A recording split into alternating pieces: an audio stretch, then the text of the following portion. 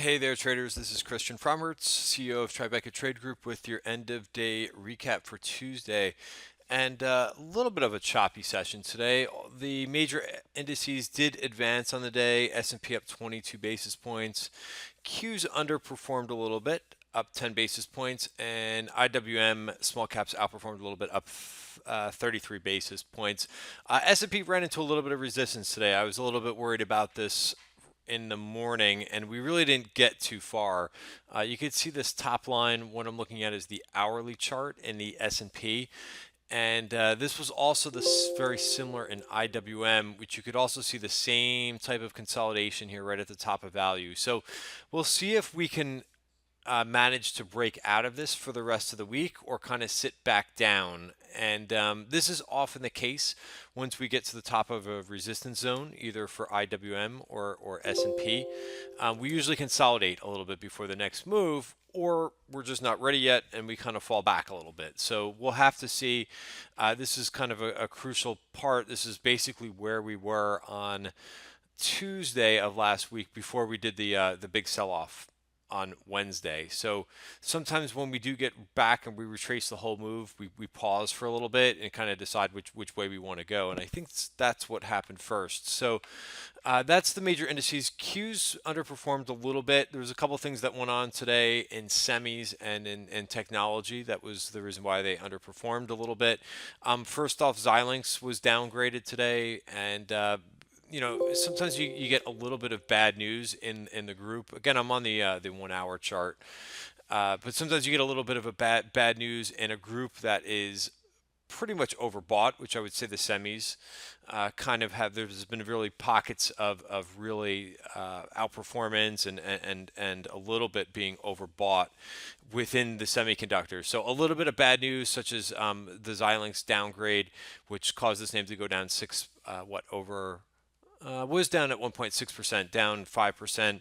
So a couple other names, just kind of an excuse, I think, to sell off a little bit. Nvidia was a little bit weak this morning. You could see right off the start, you could see some pressure. It did come back from the lows, but obviously a name that talk about being overbought was like an 84 RSI. Anytime we're above 70 is basically overbought. So that was in need of a pullback. You could see it doesn't even look like it was that big of a pullback today, even though you have an engulfing bearish looking candle today. So watch out for further pullback. Again, from where this thing was on earnings, it gapped up to 115. It's at 137 right now.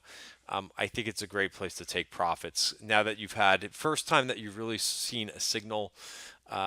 Besides last Wednesday, which was sell-off day, but this looks still a little bit toppy to me, and still, it's still over 71 RSI in this name. So a couple semis kind of went with it today. I think SMH underperformed, not huge, down 20 basis points. Again, also kind of looking like a little bit of a toppy candle. Be patient with these. When they come in, allow these things to come in a little bit. Whenever they do, it seems like they get bought up very quickly. So we'll see where that leads. We'll see if we get a second day of weakness in semis tomorrow. But as I mentioned with the Qs, why they underperformed a little bit. That was one of the reasons why. Also, one of the areas or stocks groups that's been kind of has been one of the best performers this year, which is the China internet names today. They took a little bit of a breather today. So again, expected. I think the names just can't go up straight in a straight line.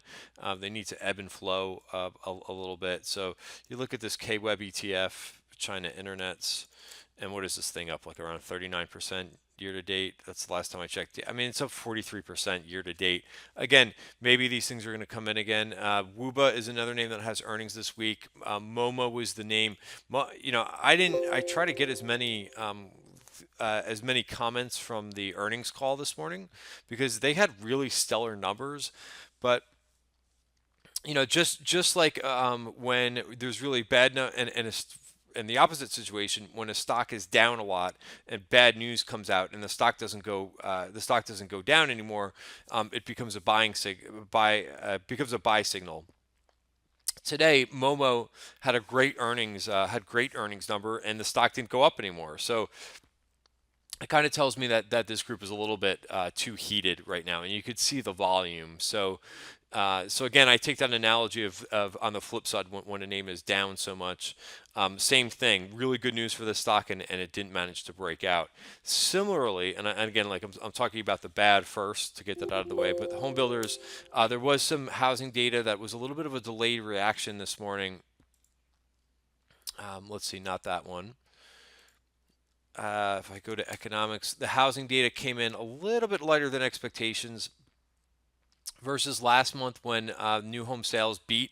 They were 642 versus 621. Actually, this was revised up last time around, so that's not all that bad. Now that I look at it, the prior number was 621. They revised it up 20,000, and this number was 569 versus 610 is what they were looking for, which is an 11% decrease from last month. So that caused even Toll Brothers, which, Toll Brothers had also really good numbers. I saw some really good comments. They said that they haven't seen as strong as a month of sales, I think, in the springtime in the last 10 years.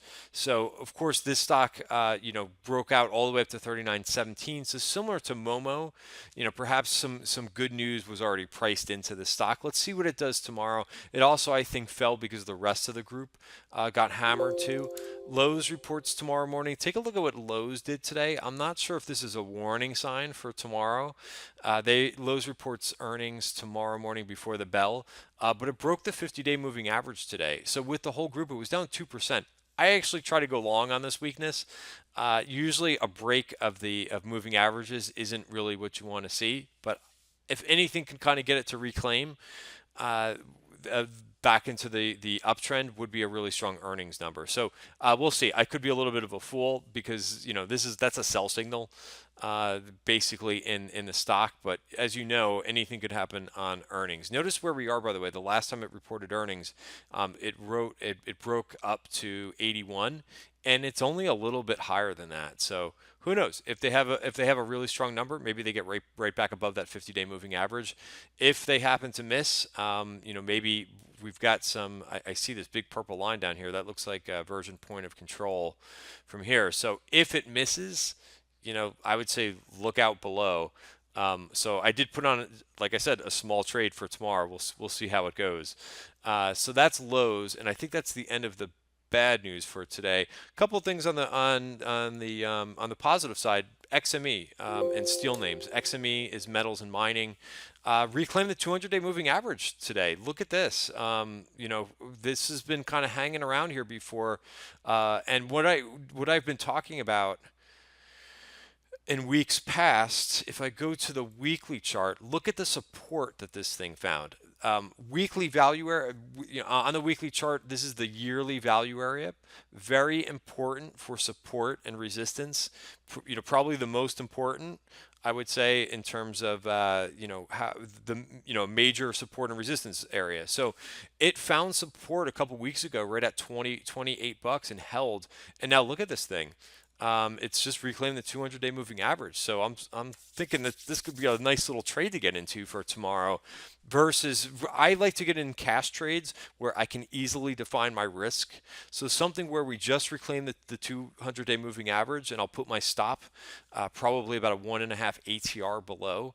So I don't have a position on yet, but we'll see what this does tomorrow, and I'm very interested. I actually did not see that it clinched or reclaim the 200-day moving average. So I'm excited. The news today that kind of brought up the stocks, which I have it here,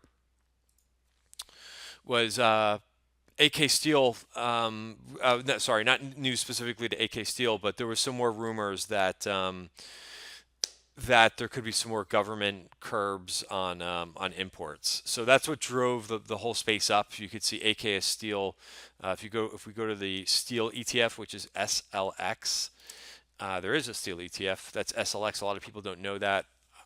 So I try to bring it up as much as possible. But AKS Steel was up 8.6%. U.S. Steel took off like a rocket too, up 4.7%. And you could see a lot of the U.S. names. We did see some call buying in this group. I mean, basically everything. U.S. Steel. This was just all weekly stuff. Time after time after time, they came in after those. Same thing with AKS. Similar flow. These were actually June's. You could see also the weeklies were purchased. STLD. I think this was a little bit further out. These were June and July options, and I like this. I like this chart a little bit better. If I go back to my I like Nucor. Got nice support here. I found some nice support at the 200-day moving average, and I think STLD looks even better in terms of strength. A little bit better. A little bit better. Maybe reclaiming the 50-day moving average. So take a look at this name. These names have been kind of dogged for a while. U.S. Steel, I believe, is still underneath. Yeah, still way below the 200-day moving average. Nothing. I'd rather not touch that name. Same thing with AKS. Yeah, uh, death cross here. So more, I would rather stick with the strength in the group. It looks like STLD, Nucor, and the ETF itself, XME, which is metals and mining, not just steel names. But I'm really interested in that right now. Also, the banks got a nice move today. We saw a nice call buyer in Goldman. I took this trade. I actually made this into a little bit of a different trade. 5,000 of the September 250 calls traded today. And in fact, yesterday's video I talked about how I really hate the financials. Maybe if you want to give one a shot, I don't really like the 50-day crossing below the 200, but you got nice. I liked, just like I mentioned with XME, I like trades that you have defined exits where you know exactly where you're going to get out, and if it doesn't work, you got the 200-day moving average here in Goldman. I gave it a shot. If it holds and it bounces, wonderful. If it starts to break down, I know exactly where to get out of it, right below that 200-day moving average. I also like the stochastics here, which look like got a little bit oversold and are starting to possibly cross over here. So, real nice trade in Goldman. A couple other trades that we saw. I actually filled up the whole page today in terms of option activity. There was a lot. Look at all these calls. You certainly had a lot of different trades go up. CAG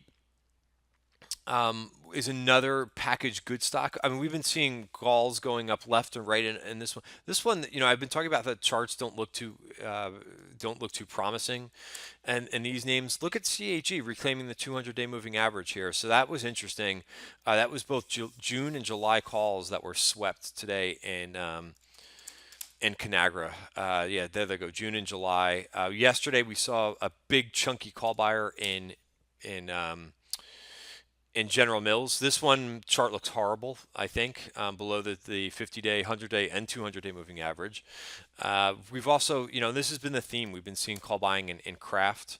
And what's the other one? We've been seeing, not today, this was last week, Kraft, and last week in CL as well. So, the consumer staples, it's been going one name after another, have been seeing some call buying.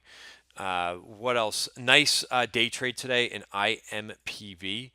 IMPV, we saw a real sharp call buyer in this today. I actually like this chart as for a swing trade as well, but real nice day trade today.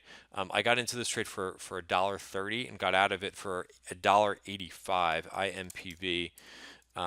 Really nice sweep trade today. June 50 calls that went up today.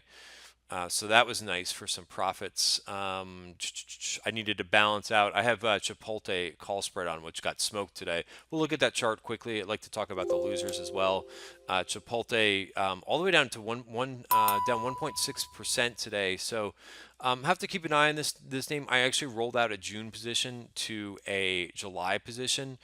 I didn't roll the whole thing. I want to make sure that this thing actually turns here, so I'm waiting for a little bit of confirmation. I don't like the break of the 20-period exponential moving average, so I want to see some confirmation that this thing's going to hold in, and then I'll add further to it. But Chipotle is a name that I've really made some nice money in over the last couple months, and it just looks like it's kind of coming in here.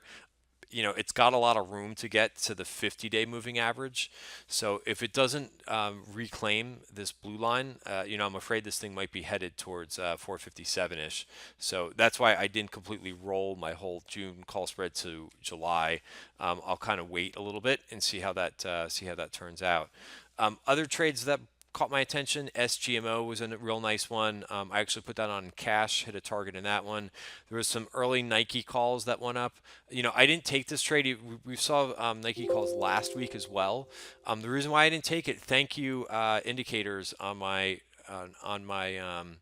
screen, because you could see that we hit this VPOC. The calls went up at 10:51. Excuse me, 9:51. Sorry, 9:41. I checked this earlier, and see this purple line that was right here? These often act as magnets. Version point of controls. A lot of times we rally up to them, and then price action will try to get a little bit further, and you could see it tailed off from there. So I don't like to initiate trades on these version point of controls. I like to take targets. So by the time this thing came, the call buyer hit right here, I noticed there was only about 15 cents before we would hit that. So good no take, but definitely a name to keep an eye on, because now we've been seeing repeat call activity.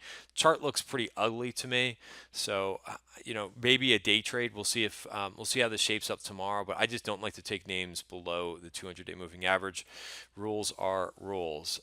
Baidu, we saw some calls go up in that one. Really, as I mentioned, the China internet names were lackluster. Again, we got a whole list of trades, so I'm not going to go through all of them. The last one I'll talk about was Google. $2 million trade in Google. This was in the afternoon today. Some September, an easy round number, September 1000. They always trade Goog rather than Google in options. But nice out of all the FANG stocks, which I didn't even go over today because the momentum just wasn't there today. Really haven't been playing those names at all. So it's good to have other names and to be looking at aggressive call activity, because when what are you going to do? Not trade when the FANG stocks don't move, which it seems like they're taking a couple days off. So eventually, I think the momentum comes back, but these things go in waves. So you have to be able to trade other things, and there's certainly a plethora of other names that we saw some call activity in today. So that's it for today's recap. Look forward to seeing you tomorrow in the trading room. I do have a special. If you guys want to reach out to me, my email is cfromhertz@gmail.com, or you could just hit me on Twitter. Same address @cfromhertz, and I can give you guys a week trial to our trading room to see what it's all about. I think you're going to like it. Check it out. It's a week free, so no harm, no foul if you don't like it, but I think you will. Thanks so much for watching the video, and have a great night.